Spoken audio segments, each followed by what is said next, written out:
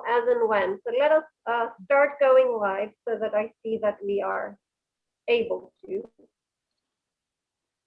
So welcome everyone. If you're with us in the Zoom room, because you've joined us previously and are part of the dojo, as usual, I really love seeing your faces.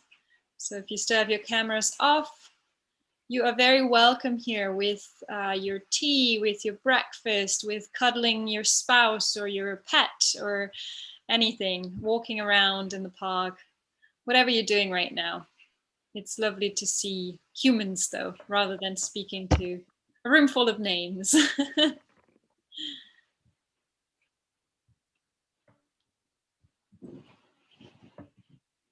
Hello, welcome. And also welcome to everyone who's dialed into the stream, the live stream right now. We're able to interact with you via the chat function. So I'll keep asking to input as well. So just type your questions, type your comments, everything in the chat, and we'll be able to see that then here. Yes, I love it, Rosa, dancing around in the room. Welcome, welcome.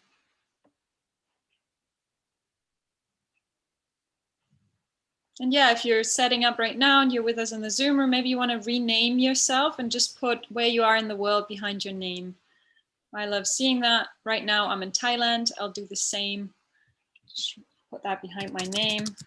You might be hearing a bit of a tropical rainstorm in the background going on. I hope it doesn't affect the internet connection.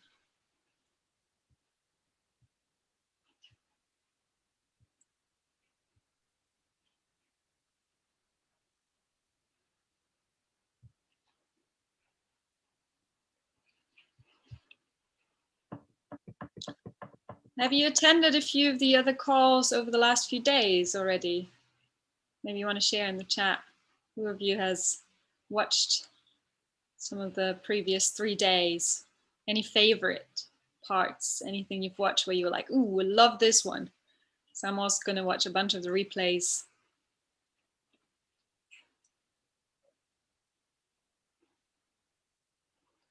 It might be not possible to change your name. Sometimes the renaming function is turned off. Then don't worry. Then just let me know in the chat where you're dialing in from. Say hi. Say hi in your native language. No camera is fine if you don't have one, just if you're able to. My cat is starting to chew my finger right now. I might kick her off my lap. Hey, hello, we've got Hamburg, Germany, UK, Arnhem, the Netherlands. Yeah, goedemorgen. Guten Morgen. To Europe, it's probably a good morning. For me, it's the afternoon. If you're not allowed to rename yourself, that's fine. Just pop it in here. New Zealand, Belgium. Hi, Andrew from South Africa. Hawaii. Hi, Jody from Hawaii. Australia. Really, around the globe. Love it. Maybe not the US right now. I don't know. Maybe we have some brave Americans with us. Some early morning / super late night. Okay. We still have a couple of people. And we are on time, so let me start the recording. Hello, everybody, and welcome to this session of how relationship dynamics impact your work with Christina Dohr. We're very happy to have you with us. I'm Virginia. I'll be text hosting. So if you have any problems on the Zoom or on the live streaming, do message me and I'll try to take care of you. Headphones may be required, especially if you have children, and to ensure confidentiality. If you are in the Zoom room with us, it means you are part of our embodiment dojo. So thank you for buying our courses, past ones, or this one coming up, the relationship course. If you can help us with having your cameras on, you're welcome to walk around, cook, eat, stretch, but it's lovely to see some faces and have your presence with us. Please share. You still have time to think of somebody you know who could benefit from everything we're talking about this week, and share it with your friends, share it with a loved one, share it with somebody who will thank you for it. Don't share it after the weekend because then it will be too late to catch the replays. But you still have time. So do you think of one person and maybe send them a message right now or right after the call, and bring some of this into their lives. We do want as many people to benefit from this as possible, and we have tried and still trying to give you as much material, as much our top advice in this week. However, if you really want to make a real change in your life, you probably heard us say this before by now, it takes time and practice. And that's why we put together the 8-week course. Christina is actually co-teaching on that course with Adam. So Christina, I'll let you play a little video and maybe say a few things about it because you know it inside out. I'm not sure I know the video inside out, but I'll play it for you. Have you ever found it hard to say what you're really feeling in one of your relationships? Relationships are at the core of everything we do. Whether we're relating to a stranger, relating to our partners, it's all about relationships. This is for you if you've ever struggled with saying what you really want or desire, communicating with your partner. Whatever your gender, your sexual orientation, if you want to have more fulfilling relationships, then this is for you. Learn to fully show up for yourself in every area of your life.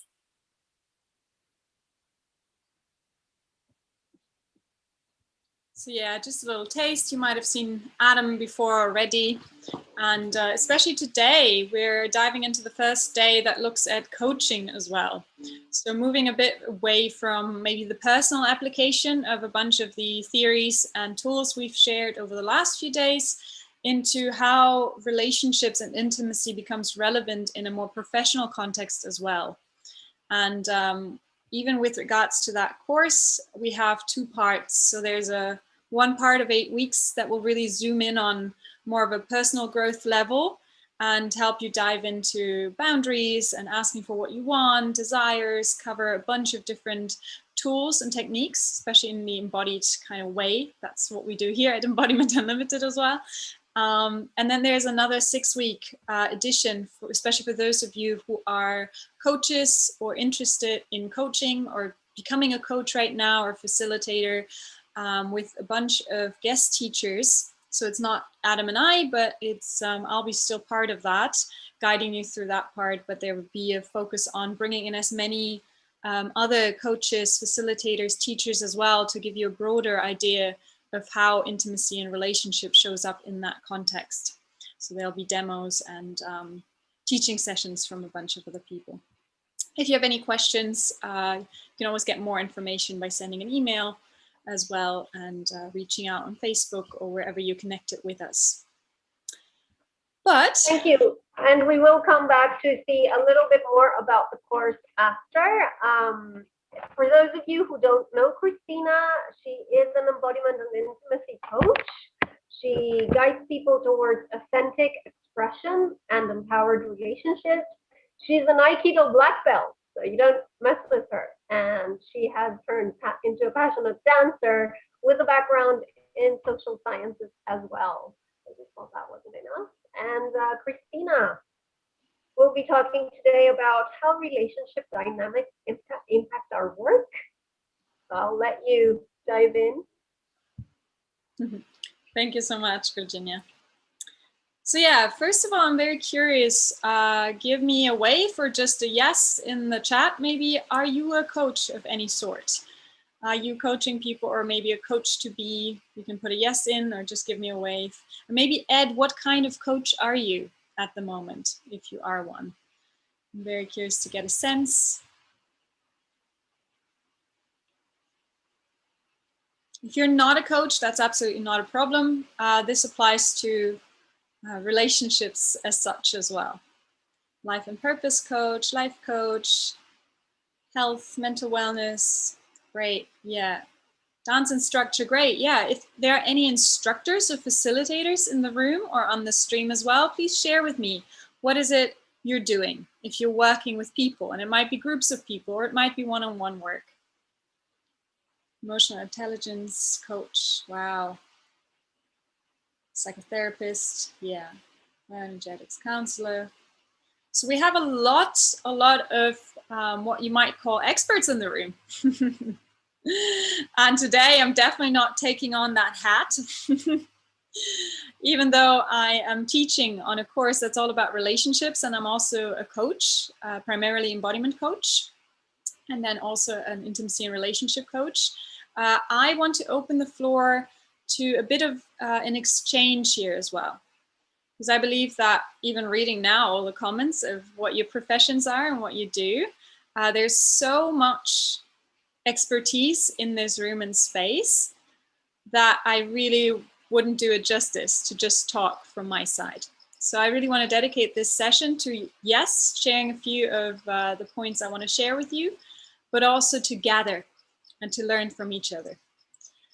Because I think there are always tips and tricks and tools we can learn from each other. And especially in this profession, if you work one-on-one a lot, there might not be a lot of exchange unless you have supervisors, unless you have peers and people to exchange with. So wonderful. So how do relationship dynamics show up in your work personally? Share that with me in the chat. What are the main ways that you notice relationship dynamics come into your work?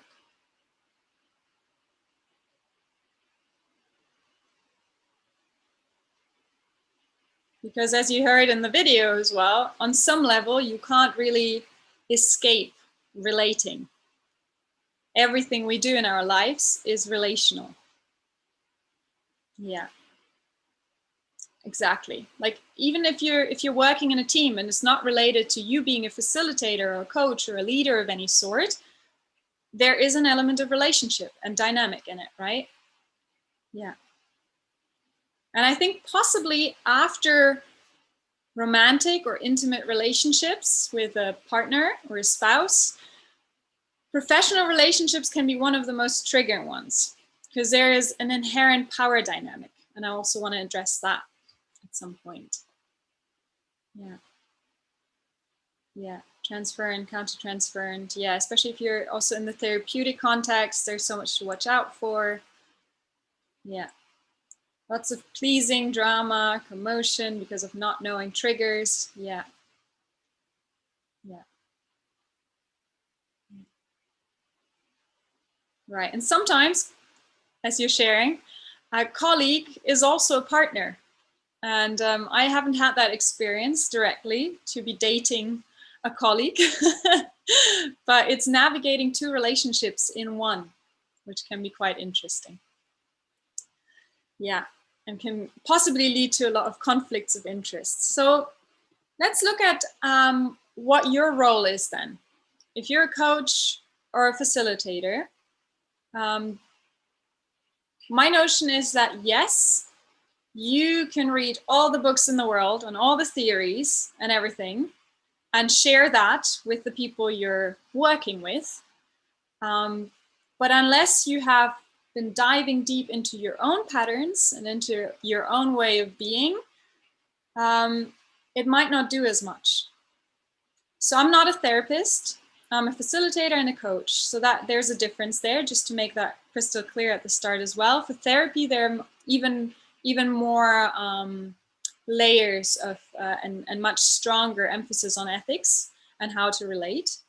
But the first thing I want to look at is really how you come to the work context and what your own kind of awareness of your own patterns is. So that can probably create sort of the foundation of what you're able to do in your work. And I know I can't address everything right now because we have such a diverse group of people here, but let's look especially at like when you're working one-on-one with people. So as a coach, I made the experience that very strongly And that's what I share over and over again, that I cannot possibly work with someone on something that I'm not comfortable with myself, that I haven't experienced or somehow immersed myself in, maybe made my own mistakes in, maybe been on that path myself, and or maybe have through experience, through like close relationships and an ongoing basis, been exposed to so much that I really have an embodied sense of what it is I'm sharing. And that brings back the metaphor of having a house. And it's kind of a house of knowledge and the theories and experiences and all that. But you've had to be in that house first in order to take anyone and show them around in that house. So if, let's say, especially within the context of relationship and intimacy, let's say one area, I'm not a sex coach, even though I've on the periphery, I've been exposed to some of the kinky and BDSM scene. It's none of my focal points. So that, let's say that's a room in and of itself. I would probably open the door and I peeked in. And then I closed the door again. So I'd never go and be like, all right, I'm going to coach people now on how to be kinky in their relationships or how to bring in kink in their relationships. Because all I could do in that moment would be opening the door with them next to me and being like, yeah, you go into that room and just go and explore. Yeah, have fun. Which isn't exactly a safe way of doing anything. So ideally, I would reserve that to the rooms I've been to. So maybe looking at some elements of conflict or confidence, or how to, in an embodied way, become more tuned in with your own body, your own desires, and like also a bodily sense of what you want, what you don't want. These are probably rooms that I feel very happy to show people around in. It's like, here, I can show you that lamp, and then, there's that sofa over there, and let's sit down on that sofa together. And I hope you're sticking with me in that metaphor a little bit. Because what I also found is, especially in a field of relating and intimacy, it's super, super important. And then increasingly important when we look at therapy and trauma and all that, to be aware of your own limitations and to be aware of your own degree of experience and capacity and ability. And I've seen a lot of, unfortunately, also a lot of offers out there that will offer you to show you a room, but actually they've just visited for a weekend.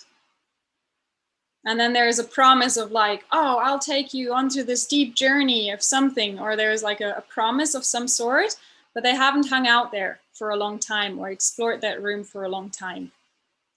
And I think that's what I want to start off with, just that piece of responsibility of my own choice and knowing my own limitations. And as a coach or facilitator, not to shy away from making that super, super clear with people who approach me.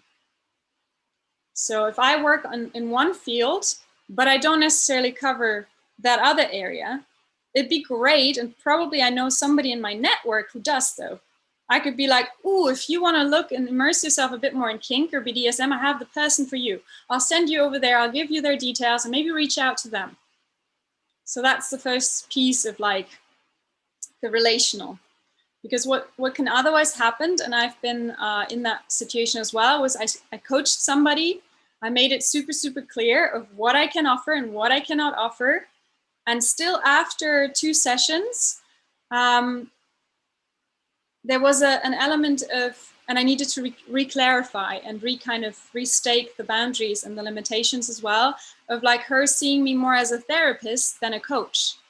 I didn't do therapy work with her, but sometimes it happens that as soon, and that's where the element of power comes in as well, is as soon as somebody is teaching anything, sharing anything, offering anything, coming from that place, maybe radiating confidence, authority of some sort, they become elevated by other people and almost put on that pedestal and put on a certain like stage, which gives them, it allows on one hand for a learning and a receptiveness for something, but it can also be detrimental if it's not held in a responsible way.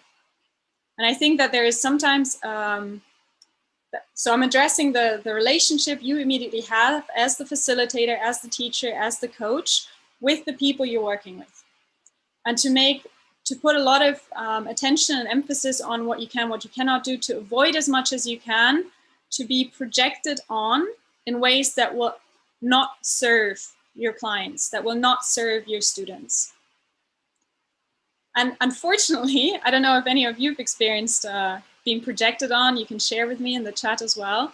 If you've like done your best and expressed very clearly, I work with this, I don't work with this, and then still people try to like nevertheless enter into these other areas with you because you suddenly become this person of reference, of trust, of like, oh, but they know more than me and they must know about all of this.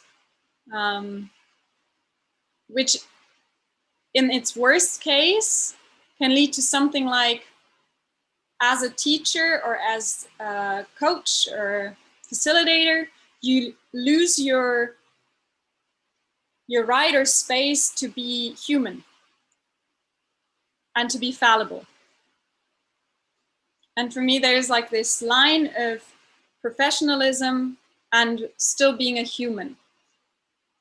And to find that authenticity in it, where it's not projecting an image, where it's not projecting a persona and pretending you're something or someone, which then can again become quite unhealthy or lead you into pitfalls and suddenly having to deal with things that you're actually not equipped to deal with, but also keeping the relatability and staying within that human relationship with another human. And that became for me especially relevant, less so I think when I was only teaching embodiment skills. I found it a little less delicate here and there.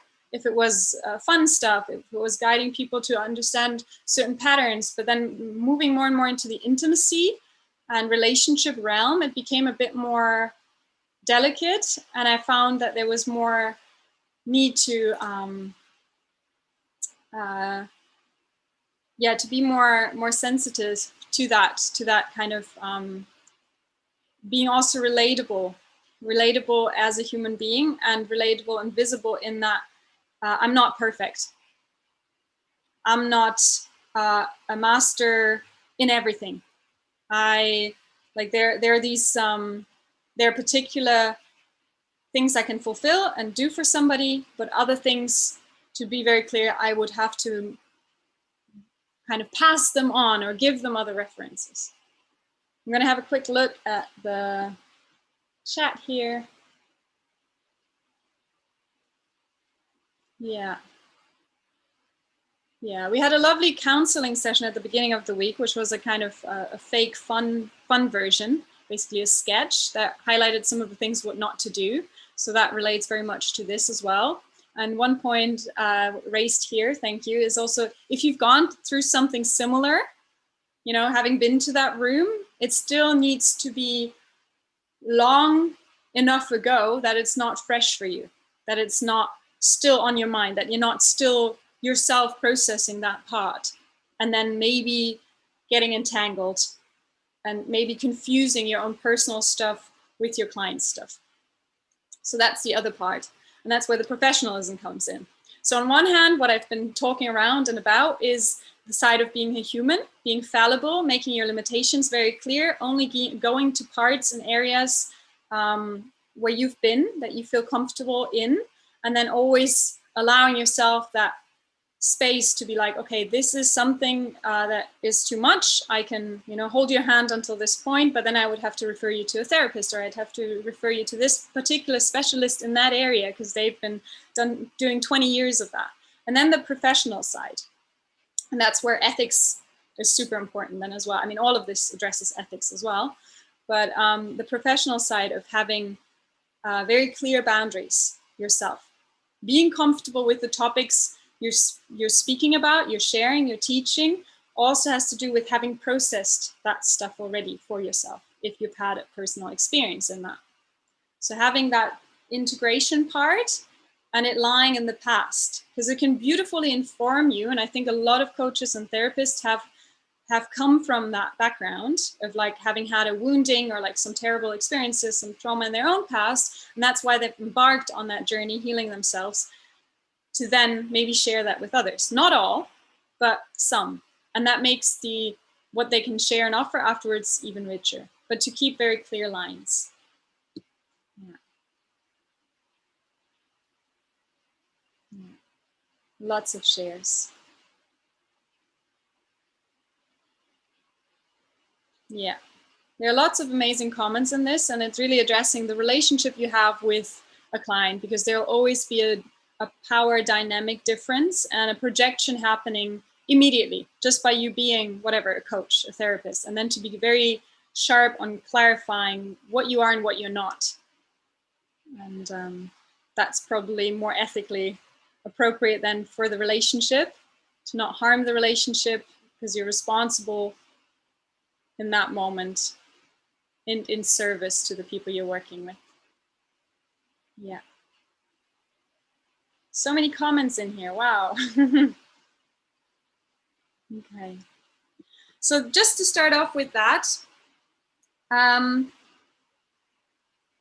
there's something I want to just open up the floor now because not all of you are relationship or intimacy coaches, but what are the topics that brought you here or made you curious to want to expand into specifically this area?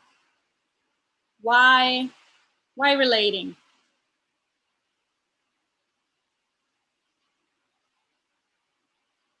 And then after that, I want to maybe present one or two tools that I personally use in my coaching or in facilitation as well, and see how much we can do them in this room together, because some of them are easier done in face-to-face live contact, but just some ways of how I address relationship stuff sometimes. Relating affects everything, right? And for some of you, what I've just shared, especially if you're a therapist, might have been very basic, because this is part of probably the basic education you've received. But I also want to make it once more very explicit for anyone who's maybe just embarking on this journey. Because we're often like maybe confronted with an idea of, I have to know all these things. I have to be able to deal with certain things. I have to be able to do this. I can't possibly abandon my client or my students or whatever, not allowing for the space to maybe admit that you cannot, and then have somebody best on speed dial, have a whole list of people that you could refer them to, is a much safer and more responsible way of doing it.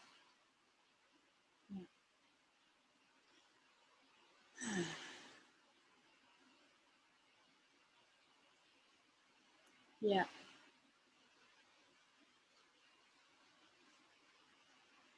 Simple practices, interesting. Okay, we'll do some simple practices. Yeah. Yeah. And I think it could be, again, an entire course if I was to teach you all the embodied tools that you can use to deepen your own understanding of your own patterns and relationship dynamics, because they very much come back down to that. And in the embodiment courses that we teach for coaches in particular and facilitators, there's a whole model of elements, which it serves really, really nicely to understand. It's a kind of typology, broken down, simplified, similar to Myers-Briggs and all that, but slightly different and simplified and made accessible through the body. So if you're curious, check that out. There might be some free content by Mark on the 4 elements, and it's a beautiful way to look at relationship dynamics in a team, for instance. If you have ever done any of the typology tests, you might be familiar with how that can serve you in your work and in your teams. But I found the 4 elements even more intuitive, because if we can go through them, and maybe we can do it in a miniature version. It would even be in your posture. You could, in the terms of the 4 elements, bring in earth by focusing on your bum bringing your attention downwards, slowing down for a moment. And then you can describe a little box with your fingers really slowly and precisely. Some of you are going like, yeah, all right, I know this already. Watch yourselves. It's a calming down, doing things step by step. This is like a miniature flavor of it, but it could just be this coming down, orienting downwards. And you might know some people in your work, and you might have some clients that have a predisposition to be like that predominantly. We all have all four, but they might be like that predominantly. And this won't give you enough insight into this tool. I'll just give you a little idea to really, really apply it afterwards. But it's an idea of how the embodied sense of this way of being could be used. And they might come to you then, even if it's a colleague, you might interact with them and they're very much in that. And they're like, okay, but we need to look at these things first. And if you experience a clash with them, once you're familiar with all four, you could go like, oh, I'm clashing with them because they're in the earthy mode of one step after another. And I'm actually in the opposite, which is the airy, creative. And I was, oh, but I have all these ideas. And what about this? And I can bring in this. And if you want to do air with me, that's like rising up a little bit. Even like you can look up to the ceiling for a moment. Possibly imagining a few bubbles, like a soda water that you've just opened, bubbling up in your body. And it's a sort of widening the gaze out, this sense of awe. And there's a lot of creativity that can come from it. But also a little bit of scatteredness. So this is one way of that polarity, for instance, which can show up in your interactions, which can show up in your relationships then. And especially in a professional context, I found it super useful to understand this. The other one, 4 elements is particularly useful because you have 2 polarities, like two axes.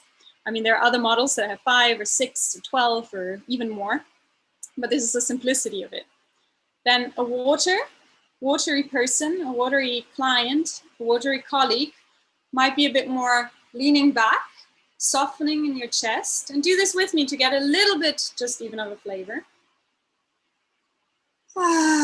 Exhaling and softening everything as much as you can in your face. And taking a look around, maybe becoming a bit more soft in your whole way of being, sighing out. And it could be very relational. If you're in the Zoom room, you could go onto gallery view and just start getting curious about all the people in the room.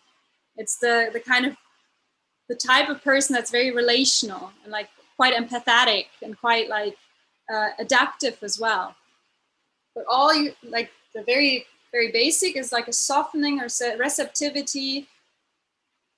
And the opposite of that, and often what leads to clashes then again in work or in a team or maybe even between a client and you, if you go into complete like softness mode, and the other is in fire, which is forward leaning. You can lean forwards, maybe like crunch your eyebrows together, really focus your gaze forward. Look at me, really like focused. Like this is where you're looking at, just one point right now. Leaning forward and maybe like the chest comes out a bit forwards as if you're like leaning in. Yeah. And this could be like, all right, we got to do this, driving forward. Yeah. So shake it off for a second. This is like a miniature high-speed version of a 4 elements model. And there are so many different ways to drop into that in an embodied way and sense, but it's such an aha moment. And for me, it was much easier to use and apply and share with others than a bit more of these complex models were, where you have to fill out a whole survey of if you do this, then how you react and what, because I always contradict myself and everything. And then I ended up being like everything, but nothing really. So for me, this embodied version worked a lot better, and also worked a lot better when I shared it with people, because suddenly they had insights of like, oh, that's why we always get into fights, because I'm very earthy and I want to have things happen step by step, whereas you're just, you know, sparking ideas nonstop, but you don't have a plan of like how and what needs to happen step by step, or the other way around. Like I'm super soft and I want to just relate with you and drop and share my emotions, and like, and the other person's like, but I want to get shit done. Like we can't like dwell in the emotions right now. And this becomes relevant in intimate relationships, for instance. And while they can clash, they can also complement. So once you have a comprehensive understanding of this, it's possible to play with these. It's possible to play with these in yourself, to develop the ones that you may be less good at, but also to guide your clients or guide your students towards that, or share this as a model of understanding, or even just spot it for yourself in the team you're working in. And suddenly you might spot that, oh, my entire team is very fiery, and I tend to be really earthy, and their pace is just way too fast for me, and I need it step by step. I need structure. Otherwise, I feel completely overwhelmed. So yeah, this is one little idea of an embodied model that works really well for the professional work context. The other one I really love working with, especially when it comes to relationships on any level, is a leader-follower exercise. And Wendy Palmer does a lot of that, and Strozzi Heckler does.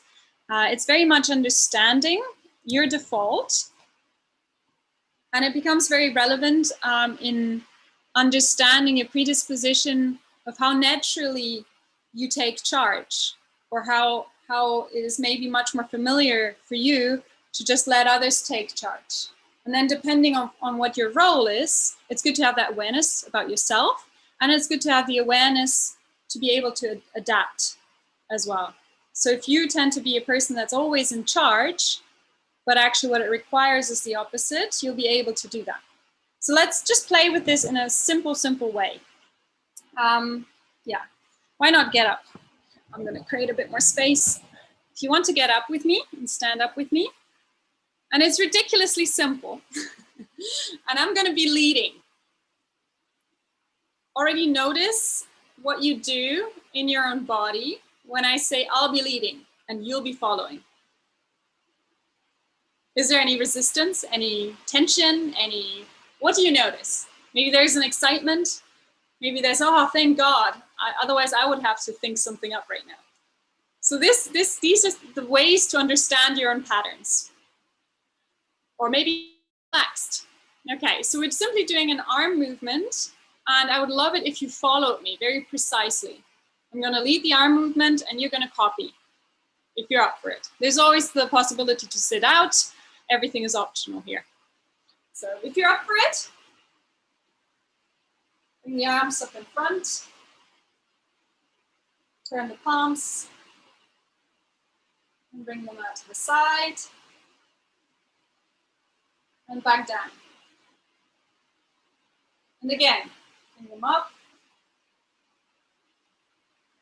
Turn them over.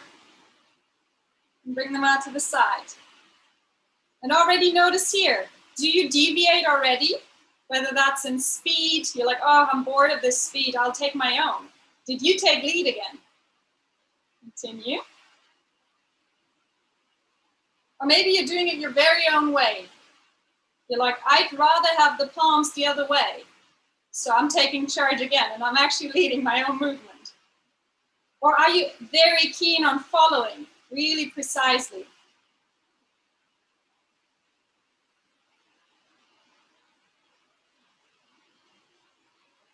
And it's tricky to do this now in this room, but what if I said, you're gonna take over right now, and you're gonna lead the movement? What do you do in your body in that moment? After doing this one more time, it'll be up to you to lead all of us. At the prospect of that, is there joy, excitement? What's your initial response? Okay, let that go.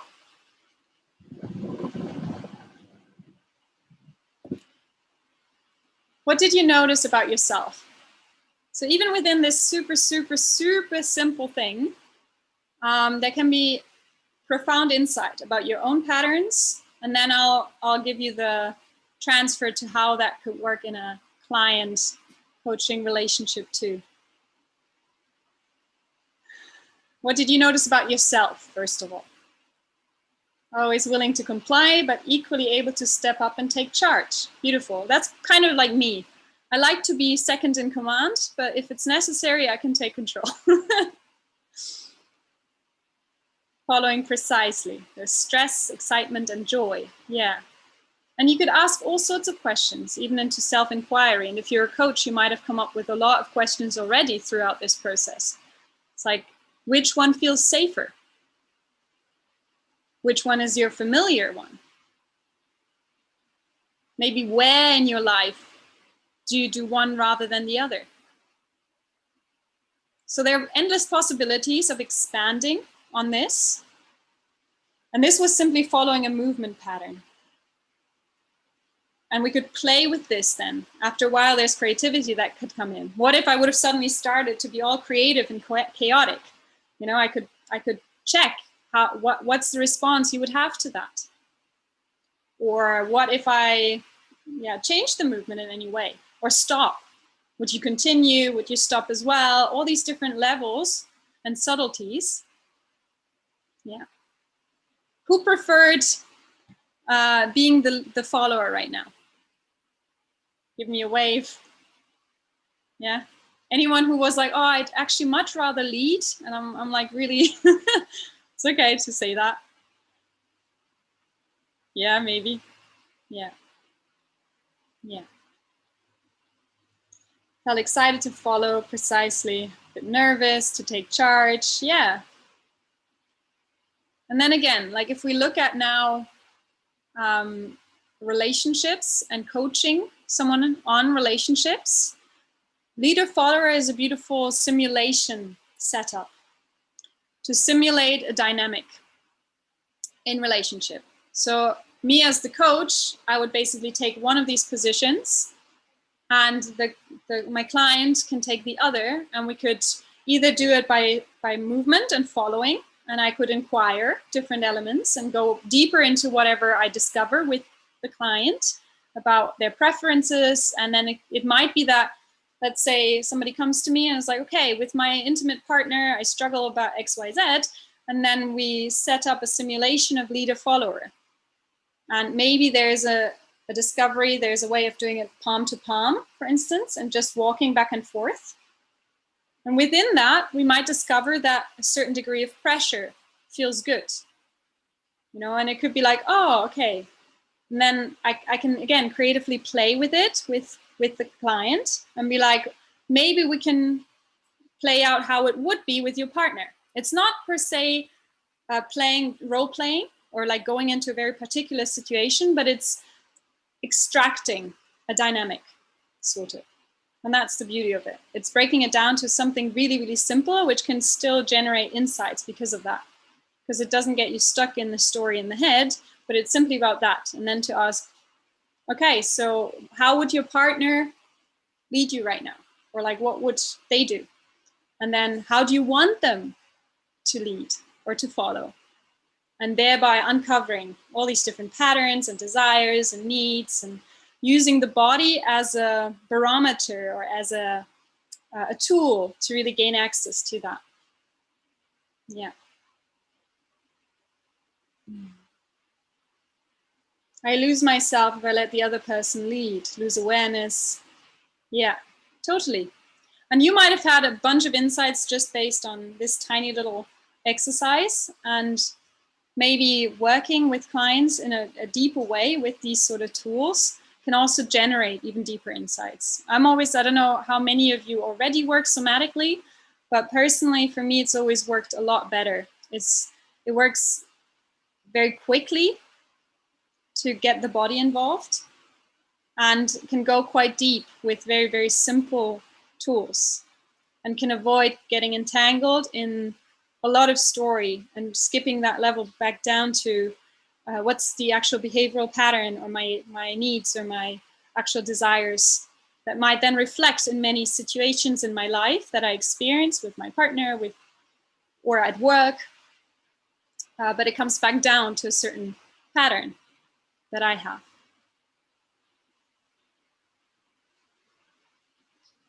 There are different ways to lead. Yeah, absolutely. Yeah. And once you have a toolbox full of stuff, you can bring in like, oh, how would I lead as a watery person? And how would that resonate?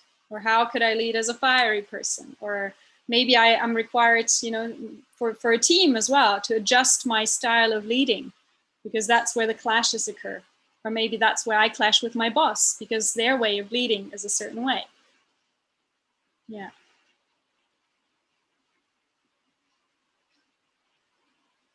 Yeah. Yeah, I love that one too.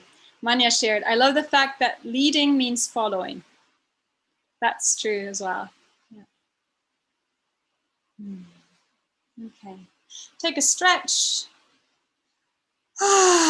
Take a breath. Well, we did move a little bit. There's a lot of talking as well.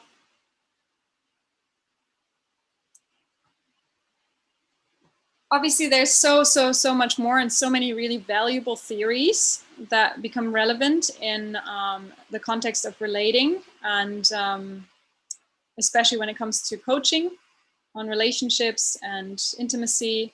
You can look at attachment theories and all this different stuff. And if you're a therapist, you're much more familiar with that anyway, probably. But I think for a general work context, understanding your own kind of typology or your own preferences and how you show up is a really useful one. And this you can achieve simply by looking at, oh, you know, what are the repeating things I encounter regardless of the person I'm interacting with, and to extract that from it, even without knowing maybe the 4 elements model. But if you're curious and interested, I'd recommend like looking that up in more detail. There are resources there. And then the leader follower, because especially when it comes to power dynamics and relating, there's always some degree of leading and following involved. And whether that's in a verbal or simply by being the coach, you're leading automatically. But maybe some clients actually come and very much lead, and maybe that's more appropriate. So like to become aware of the underlying dynamics that exist. Yeah. Leadership is so complex. Yes, it is. Every person is different. Yeah. So, and that's why understanding what your own default is, understanding your own patterns first and foremost, where you feel most comfortable, as much as you can, will allow like the working with others to become more flexible. Like even in that, when I'm saying don't go anywhere you're not comfortable, it might be that relating to people who are very fiery is not comfortable. And then maybe there's an area to expand into for yourself. Yeah. Where you find the resources. There are a lot of, I think on the YouTube channel, there are a bunch of videos Mark Walsh recorded, and I think some of them freely available as well on the 4 elements, but we can also check that. Yeah. Are there any other questions coming from this right now, having shared just a little glimpse of 2 of the tools that can become relevant from an embodied standpoint when it comes to relating, that can be very useful in a professional context?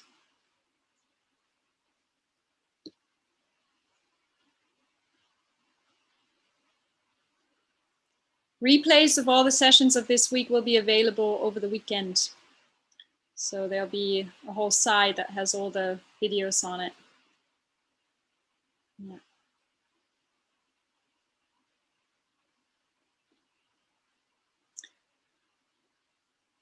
How to put awareness on power relationships for yourself or to address them with others. Because I think in general, it's very important to simply verbalize and address it, and to mention that there might be an inherent power dynamic that influences and distorts the way one person might perceive another. And as soon as somebody in hierarchy is higher than you, or you are higher than somebody, there is an inherent power dynamic. We love to think, especially in some social groups, that there's a non-hierarchical setup. But who pays your bills in the end is like maybe the boss that then pays you, unless you're self-employed. But even then, like you're working with people. So in the hierarchy, you usually end up being in power with the person in charge. That's why another one very important is with regards to consent and calibration, and also making very, very clear at the start of any session when it's about one-on-one work that actually the responsibility and being in charge is handed over to the client, and to be very careful and keep checking in on that as well. Because I'm in control of the session as the person leading and keeping it safe and keeping the parameters, but the boundaries and the what exercises and the appropriateness and the extent and where to go is still like to give power to the client as well, to say no, to determine how far, how long to go. This is within the coaching context now that I'm referring to. I found myself somewhat resistant to follow, but happy to go along with it. And then became anxious when I had to lead. Yeah, and again, like maybe where in your life do you experience something similar? Where in your life are you reluctant to follow? And then also maybe anxious though to take the lead. Supporting clients with emotional regulation, riding their waves and dips. Yeah, it depends. Are we talking, because if it is about depression and something deeper, obviously I won't speak to that because that's up to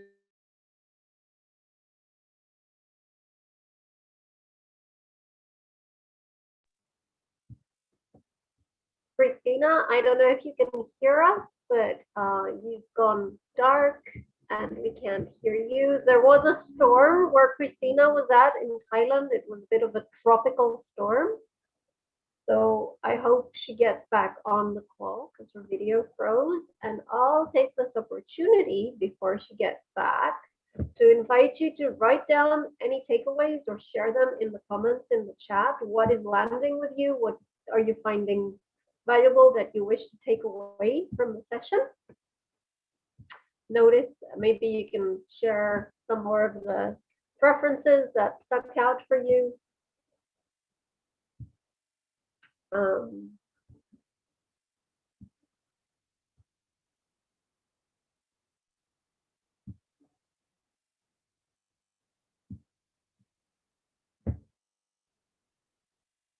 Yep, we've definitely lost Christina. She is in the middle of a tropical storm in Thailand.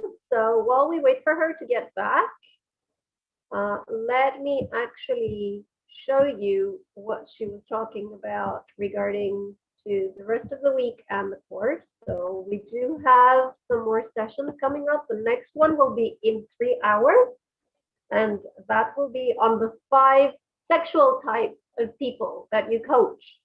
So that's super interesting for me, even though I'm not a coach yet, but that's super interesting to find out what 5 types are and see where I fit into those.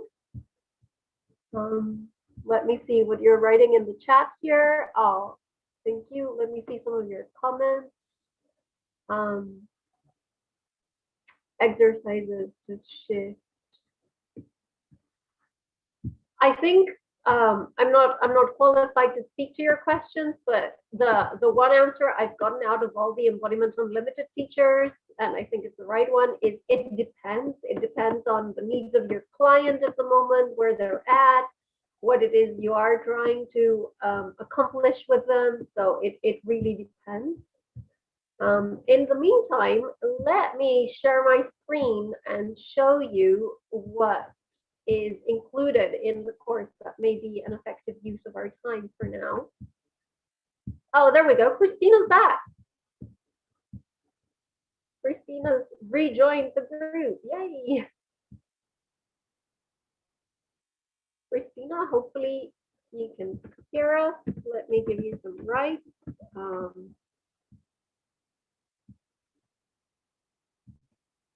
I can see you're trying to connect to your microphone. There you go. No, I needed to be able to unmute myself. Apologies for that. That was a complete power out here.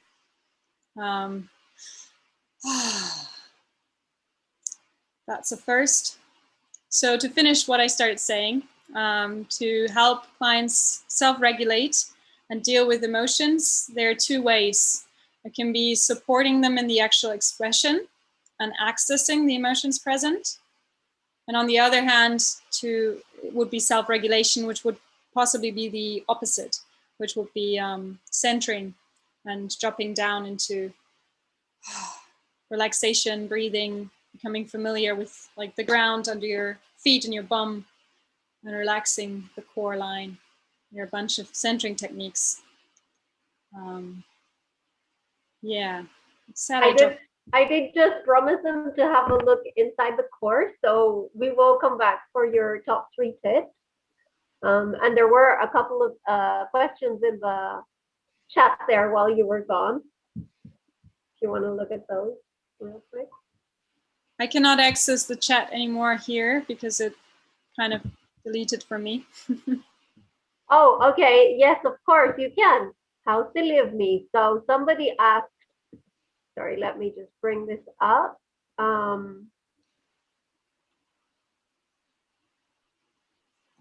So if we, it was a little bit too long ago. It's okay.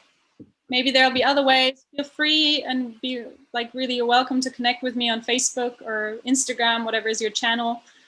Regarding that, email is possible too via my website, and ask questions if you're keen to get them answered afterwards. Yeah. Or if you want to put it down again, then Christina can see it while I share my screen and do what I promised and share what is inside the course. And Christina, you can speak more to that, I think, than me about the course content. So let me bring this up.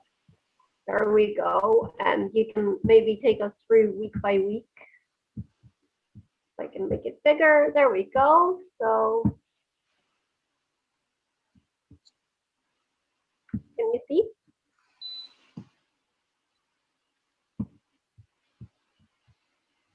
Can you see that, Christina? I don't even know if Christina's with us anymore. Maybe she dropped out again. Now it's visible. Okay. So there we go, week 1. Do you want to say some things about this, Christina? I can keep it very brief. It's basically a structure that divided a bunch of practical tools. So the focus of this is really being practical and giving you all sorts of embodied tools and techniques that can be easily accessed.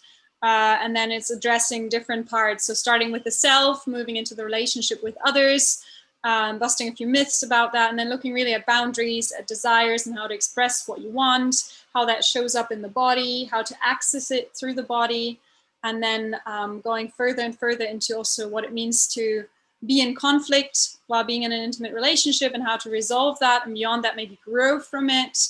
And yeah, then wrapping it up after a bit of playfulness, because both Adam and I really enjoy being playful. And that's basically the summary of it. And then, like I said, there'll be a 6-week course after that, following for those interested in the application to coaching, including a bunch of other coaches and intimacy teachers, specialists that will share their take and give demos and share how it shows up for them in their work. Yeah, that's it. That's great. Thank you so much. I think it's pretty awesome. And there are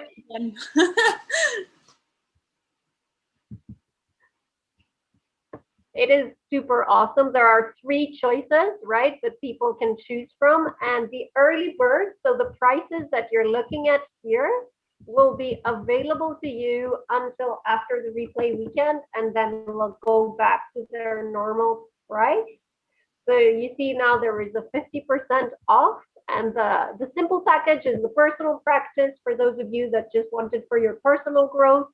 There is 15 Reconnection Week masterclasses recordings, and there is a progress journal that you write in. There is the option to practice with your peers, and that is a very supportive part of the process. So is the Facebook. We have found, haven't we, Christina, in all our courses, that the relationships that form within the peers and the support and the feedback that you get is what really drives home the transformation. And there is a Taking No Shit workshop with Mark Walsh, which I am definitely up for because I really enjoy when Mark gets on his taking no shit and fuck off language. It's not for everyone. It is, you don't have to do it if you don't want to. And it is a pace yourself course, so you don't get all of the material at once. The material becomes available week by week, so you have time to work on it and digest it. The coaches package, it consists of 12 60-minute sessions for handling relationships and coaching and facilitation. So Christina, correct me if I'm wrong, but I think they are timed to cater to different time zones, correct? Yeah. I think if you're interested, we'll also look at the 4 elements in a bit more depth, and the leader follower will come back up. But if you have any questions, if you're uncertain, reach out. There's a possibility to engage and clarify, and yeah, make use. I mean, there's always the early bird, so the earlier you're like, yeah, this is for me, it'll save you some money. But otherwise, feel free to reach out to determine whether this is for yeah, you. the coaches package is like more than 48 hours of learning. There's extra talks thrown in there from Stephen Porges, Betty Martin, Michaela Boehm, and the full package, the facilitator package, where you go really deep into your own personal growth, but also training tools. That's 70 hours of learning. There's the whole week's recordings. There's all the things that are in the other packages, the progress journal, optional talks.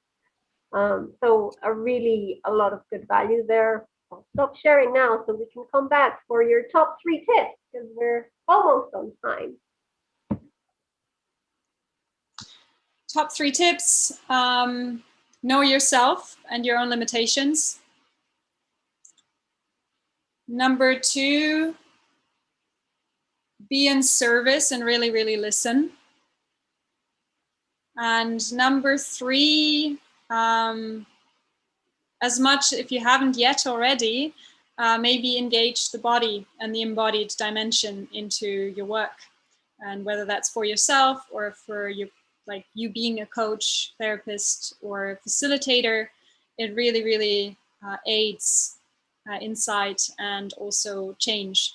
It sticks. Yeah, that's what I've found. Like whenever I've just talked about things, it doesn't land as much as when it is really done with the entire body and an intention and yeah, the understanding, which is important still, but adding that in. That's the 3. And yeah, very grateful for all of you who showed up. I hope there was something useful. I know there was a wide range of sort of experience and expertise, some basics, maybe something new with regards to the embodied models for some of you. And yeah, make sure to tell a friend. The replays are still available over the weekend. And thank you for your attention. Love the stretching in the background, Lisa. Keep moving while learning. Yeah. Thank you everyone who streamed in on the live stream. Have a good day wherever you are in the world, or good night.